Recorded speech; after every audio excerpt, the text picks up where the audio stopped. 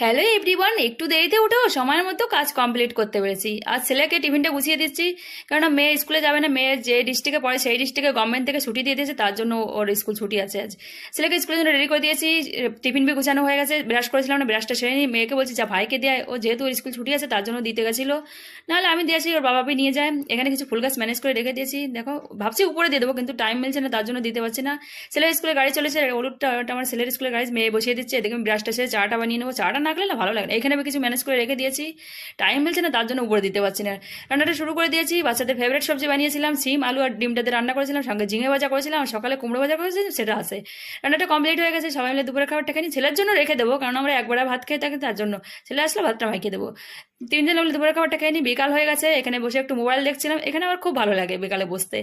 তো তোমাদের কাছে ভিডিওটা কেমন লেগেছে অবশ্যই জানিও। ভালো লাগলে লাইক কমেন্ট শেয়ার করতে বলুন। আমার চ্যানেলটাকে জোরে সাবস্ক্রাইব করে বেল বাটন অন করে দিও। সো বাই বাই বন্ধুরা, খুব শীঘ্রই দেখা